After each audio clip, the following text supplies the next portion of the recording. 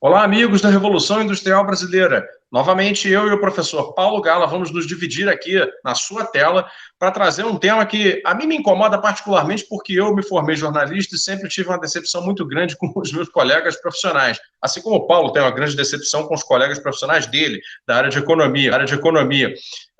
Nós vamos debater aqui um pouco sobre a imprensa econômica, sobre a mídia econômica do Brasil de hoje.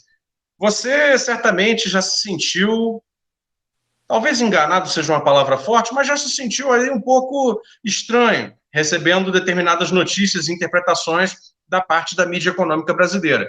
Eu, pessoalmente, já me senti muito estranho, mesmo porque já participei dela lá dentro, e vou contar algumas coisas aqui ao longo desse vídeo que mostram por que a gente, quando entra lá, começa a se sentir um pouco, incomodado.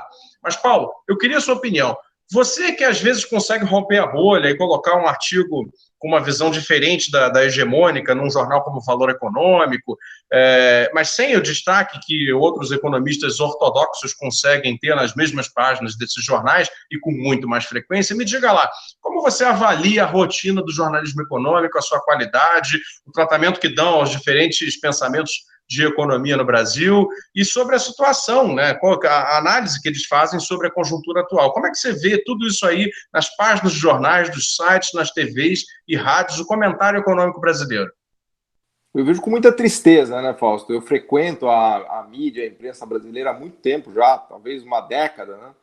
E uma coisa que me irrita profundamente quando eu chego lá para dar uma entrevista, falar alguma coisa e vem um jornalista com... A minha sensação é que aquele texto da escola do preenche as lacunas, sabe? Como é o preenche as lacunas? O texto vem todo feito já e só tem umas pequenas lacunas que ele quer que eu fique colocando as palavrinhas para ilustrar aquela narrativa ou aquela edição que foi feita pelo jornalista ou por aquele editorial, né? E eu, obviamente, que vou lá e falo tudo ao contrário, só para tentar desbaratinar toda a narrativa que está tentando ser contada, né? Até porque eu acho que é um absurdo isso. Eu acho que o jornalismo ele tem por dever ser crítico, sempre, né? O jornalismo, no que cabe a contar histórias, a montar narrativas, a fazer a editoria das questões e dos fatos, ele tem por obrigação ser crítico e, portanto, apresentar as várias perspectivas, porque o jornalismo ele vai muito além de simplesmente mostrar os dados, né? Como você sabe melhor do que eu. Ele mostra os dados de determinada maneira, em determinada sequência, dentro de determinada narrativa. E o problema é que essa narrativa precisa ser uma narrativa plural, a gente precisa de várias narrativas. E as várias narrativas precisam ser apresentadas para as pessoas, e aí as pessoas decidem a narrativa que elas quiserem. Falam, puta, realmente essa história aqui faz mais sentido, eu acho que eu consigo explicar melhor o mundo assim, assado, etc, etc. E o que a gente vê no mundo, especialmente no Brasil, e no Brasil a pobreza jornalística é total, é assustadora, né? Não há pouquíssimo esforço de se colocar várias narrativas, se apresentar uma visão plural da realidade, com várias interpretações, com confronto de ideias entre economistas ou sociólogos, seja lá o campo do conhecimento que for, né? É muito raro ter um debate genuíno na imprensa brasileira. O que a gente vê são pseudos-debates, né? Em que supostamente você põe pessoas ali que estão discordando, mas elas não estão discordando, na verdade elas são variações sobre o mesmo tema, né, Fausto? E aí que eu achei muito legal quando eu te conheci, porque você é um cara jornalista crítico, né?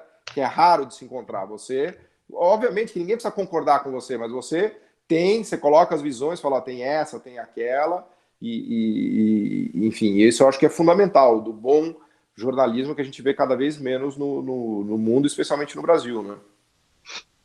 Pois é, Paulo, é interessante a gente discutir esse tema. Eu chamei esse tema, confesso a vocês, pelo seguinte: lá na Revolução Industrial Brasileira eu estou montando um novo curso que eu quero aproveitar e deixar aqui noticiado para os espectadores aí do canal do Paulo, assim como também lá da Revolução. O curso se chama Jornalismo Econômico Fora da Caixa, em que eu vou elencar as principais obsessões da imprensa econômica na construção desse diálogo de surdos que nós temos hoje nas páginas dos jornais e nos canais de TV. Quem nunca ouviu, por exemplo, aquela famosa ladainha do se você perde seu emprego, está endividado, você vai precisar conter os seus gastos. Com o Estado é a mesma coisa. Quando não é, entre outras analogias muito falsas com as quais nos acostumaram, né, para interpretar a realidade de um país tão complexo e tão cheio de necessidades como é o caso do Brasil.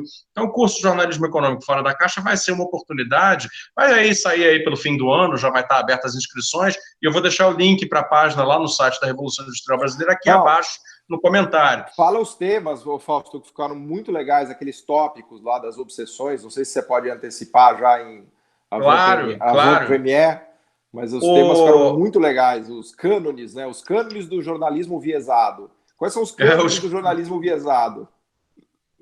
Muito boa essa sua maneira de colocar. Eu estou abrindo aqui para fazer uma leitura correta, e basicamente o curso então está dividido em 8 aulas, né? São 8 aulas, e a última delas é uma aula especial. E o primeiro curso, a primeira aula seria sobre a obsessão fiscal. Afinal de contas, por que todos os problemas da economia brasileira são sempre resumidos e levados a serem resumidos ao problema das contas públicas? O segundo tem a ver com, o primeiro, naturalmente, a obsessão com a inflação. Separei esse tema específico porque tem o trauma brasileiro da hiperinflação, e aí isso ajuda a explicar por que temos uma obsessão fiscal na imprensa, porque temos também uma obsessão com a inflação. Vê-se inflação como se vê chifre em cabeça de cavalo. Qualquer problema de desequilíbrio de preços no Brasil é tratado como um retorno da inflação. A terceira aula do curso vai ser a obsessão com o investimento externo. É outro mito muito propagado pela imprensa econômica de dizer que no Brasil não há poupança, no Brasil não há capacidade de investimento, no Brasil não há instrumentos para investimento, quando, na verdade, sim existem. Então, não é verdade que nós dependamos tanto assim do investimento externo. O que leva à quarta aula, que é a obsessão com a confiança do investidor. Ou seja, o Brasil entrou numa onda, e a imprensa dá gás para essa onda, de que nós precisamos fazer tudo, até mesmo a autoimolação, castigos, a nossa própria cidadania, né, para adquirir a confiança do investidor internacional.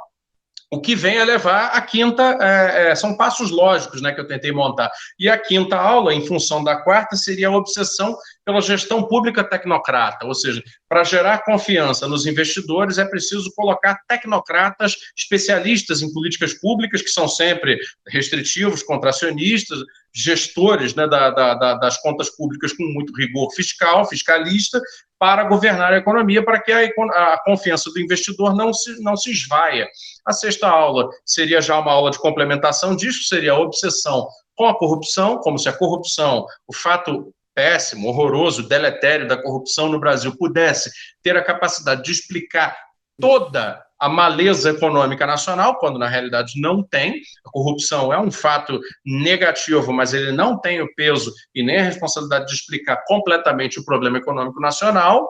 A sétima aula seria outra maneira de tergiversar sobre o nosso atraso, o nosso subdesenvolvimento, através da obsessão pela educação. A imprensa se entrega e convence muita gente a essa interpretação de que bastaria educar a sociedade para que nós atingíssemos um patamar de desenvolvimento relevante, quando, na realidade, sem estrutura produtiva de qualidade, sem infraestrutura de qualidade, sem melhores políticas de incremento da renda per capita através de qualificação da produção brasileira, isso será impossível, né? Teremos apenas, como diz o Paulo sempre, padeiros muito bem educados, motoristas de Uber muito bem educados, se não houver absorção dessa mão de obra bem educada por uma estrutura produtiva capaz. Então, a sétima aula do curso vai ser sobre isso. E a oitava aula, que vai ser uma aula até que o Paulo me sugeriu fazer, que é, afinal de contas, já não é uma obsessão, vamos entrar no raio-x do sistema. Quem financia a imprensa? Vamos falar disso na oitava aula do curso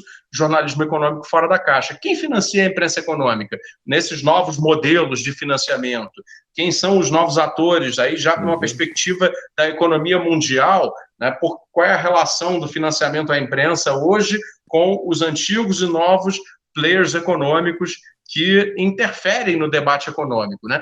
Então, existe essa conexão aí. Essas são as 8 aulas do curso. E para completar aí a apresentação, eu queria te comentar o seguinte: quando eu era um jovem repórter, um foca, lá eu não vou dizer o nome, num dos 2 grandes jornais aqui de São Paulo, eu participei de um curso sobre economia para jornalistas que eles davam regularmente para os repórteres novos e também para os veteranos compreenderem melhor. Elas explicavam essas 8 lições aí que você falou, né?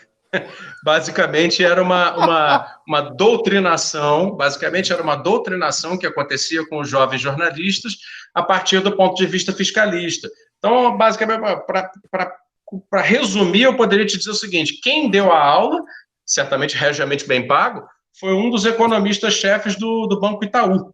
Ele foi contratado para ensinar economia para jornalistas. Ou seja, já era uma economia do ponto de vista...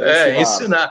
Do ponto de vista dos bancos. Isso lá no ano 2000, né, que foi quando isso aconteceu. Então, ali nessas aulas que eu frequentei durante algumas semanas, era uma aula por semana, eu ficava até mais tarde assistindo a aula do economista-chefe do Banco Itaú. Ele dizendo o seguinte: olha, a estabilidade de preços é o único fator com que o governo deve se preocupar, etc, etc, etc. E quando tudo isso foge de controle, o que a gente faz? A gente provoca uma recessão. Eu ouvi estas palavras sendo ditas a um grupo de jornalistas jovens, iniciantes, que tinham interesse em trabalhar com jornalismo econômico, na minha frente.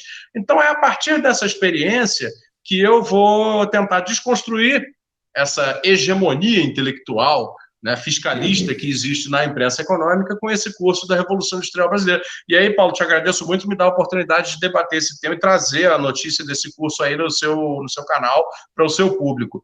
Mas aí você pode complementar aí, o que você achou dessa pauta que eu montei?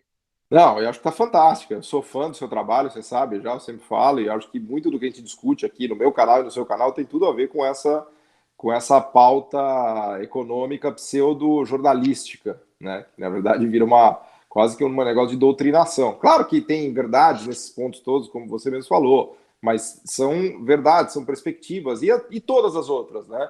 Que, por exemplo, a gente discute aqui no seu canal e no meu canal, e que a gente acha que são de extrema relevância, né? Por que você nunca vê nos grandes jornais o que a gente fala aqui? É uma coisa a se questionar, né? A gente está a vida inteira pesquisando, eu dou aula há 20, 25 anos, você trabalha com esses temas, conhece a indústria como ninguém, né? Por que será, né? É uma coisa meio esquisita. Então, eu só posso te parabenizar e levantar esse espírito crítico, não só de economia, né? Mas em todos os campos do saber, né? Sem espírito crítico, você não conhece absolutamente nada, né, Fausto? Então, eu fiquei muito feliz com essa ideia do curso que você está fazendo, show de bola. É isso aí. Bom, então, pessoal, fique aí atentos, assim, a gente vai debater um pouco mais ainda sobre a realidade da imprensa econômica brasileira, seus serviços e desserviços prestados, né, e tentando modificá-la. Não é também uma tentativa de detonar as pessoas que estão lá, nem nada. Não se trata de ataques pessoais, nem ataques aos veículos em si. É preciso haver veículos de informação de todo tipo, em qualquer meio tecnológico que exista, porém, a gente se sente no direito e no dever de cobrá-los um pouco mais de diversidade de visões. A gente apenas quer colocar diversidade de visões.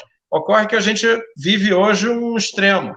Temos uma visão colocada repetidamente, com muita ênfase, e precisamos, então, dar uma certa puxada de volta nisso aí para a gente conseguir reequilibrar esse debate. Esse é o trabalho que a gente tenta fazer aqui, tanto aqui na Revolução Industrial Brasileira, Paulo com todas as suas mídias, cursos também, e eu aqui com esse curso novo chamado Jornalismo Econômico Fora da Caixa, que vai estrear até dezembro, lá na nossa plataforma, na Revolução Industrial. Paulo, obrigado mais uma vez. Se quiser fazer um comentário final, fica à vontade, senão a gente termina por aqui. Valeu. É isso aí, gente. Obrigado. Se inscreva na Revolução Industrial Brasileira e no canal do Paulo. Um abraço.